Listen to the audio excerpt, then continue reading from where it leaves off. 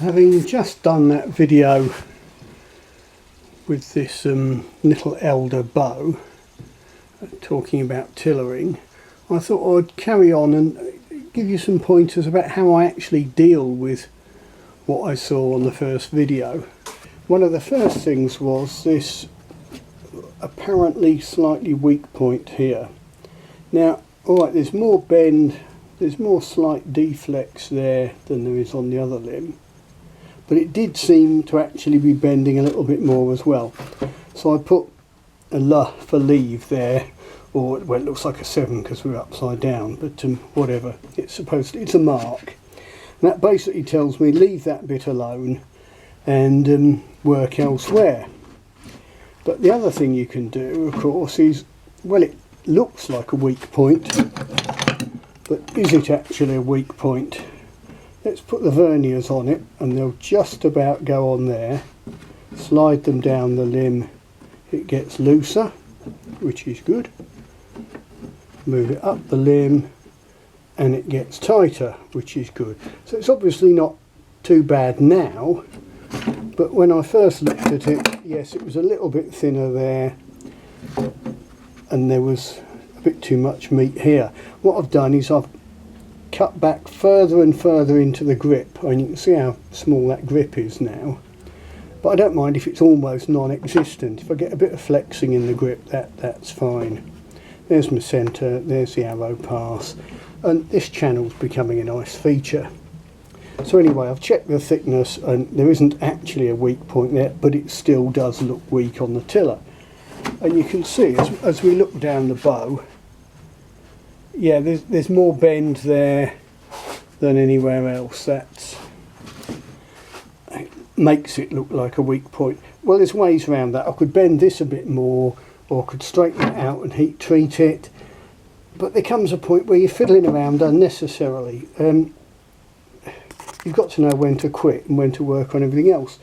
I've eased off these outers considerably now, and the limbs still seem to be bending mostly here, but I can see the rest of the limbs flexing, and there's a notable stiff point here and here, which predictably is where these knots are, and you haven't got the channel.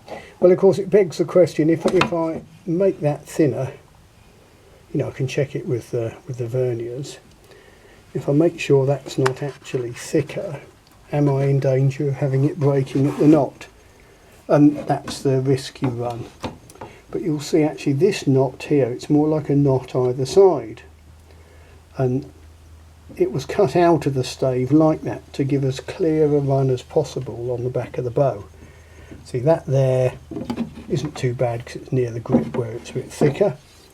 This one here is a potential breaking point, but it's not too bad because you can see it's up near the knock where there's not so much leverage.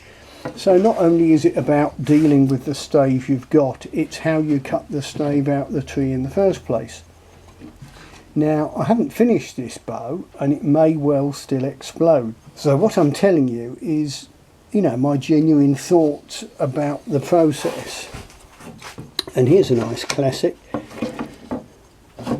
This bulging knot, is it a nice decorative feature? Yes.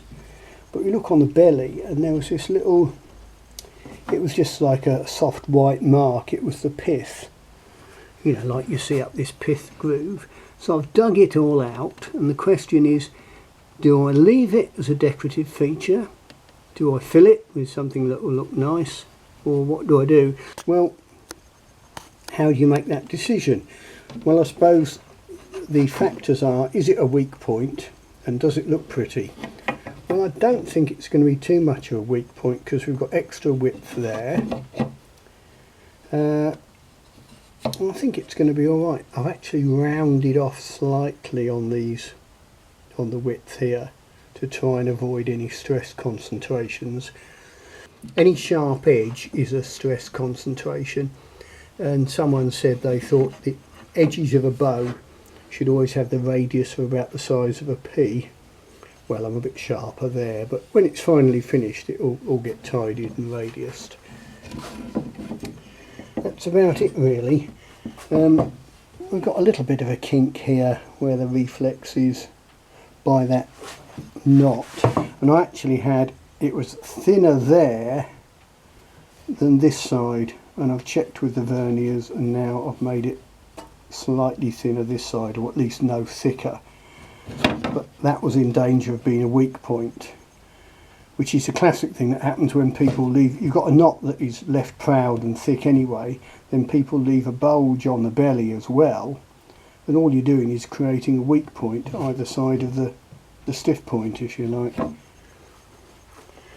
Shall I put it back on the tiller and see where we've got to? Right, this is about, I don't know, an hour after, 2 hours maybe, after I did the other video about this bow. This is a little elder bow, and it had too much bend here, or the appearance of bend. There is actually a little bit of extra deflex there. So basically, if you think it's bending too much there, you leave that alone and you make it work everywhere else. The other perennial question I get is, why does my bow sit at an angle on the tiller? I will demonstrate. You can see the arrow pass mark, I hope. If I put that square on there, I'm pulling it from roughly where your fingers will be on the arrow pass, but the bow will be gripped near the centre there. You do that, you let go and it tilts. But when you actually start pulling, it will settle itself down. Also, it means you tiller it so it will pull evenly in the hand. There's no point supporting it centrally, pulling it centrally, because in reality a bow isn't symmetrical, it isn't pulled in the centre. If you hold it in the middle, you have to pull the arrow back above centre. Doesn't matter too much on a great big long English long bow or war bow, but on a short little bow like this, it can really mess the tiller up. So we'll have a look. This is a fresh look at it, and I'll come back alongside the camera. So let's see. I see how it rocks, it straightens back up when I start pulling. Now, just left of centre, it did look very weak. It still looks a little bit weak there. Slightly hingy maybe. I'm only pulling 20. It's never going to be a very big bow, but the more I pull, the better it looks. That's 30. Still looks stiff on the right. The outers aren't moving much, but the more I pull it, the further round it comes. Now I think we just need to get the, I don't know if I'm pointing at the right place, this middle of the right limb, middle and end of the right limb coming round more. Left limb's bending a lot in the middle, but remember it had that little reflex kick out at the end? And that kick is where the knot is. The two stiff bits are where those knots are, and if I ease them off more, is it going to break there? Right, I'm pulling about 21 at about 30, 22 at 35-ish. So my target of say 26 at 40 isn't far off. I think I need to ease off that right limb a bit more. But it's all that, pull it to full draw weight unless you think the tiller's off. Well, I think the tiller's off.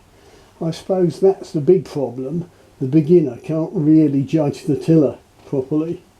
But I can't either. This is just guesswork.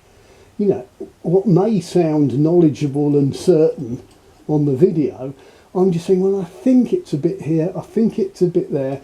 It's experience and feel. You've got to just train yourself and get to the point where you know it's good.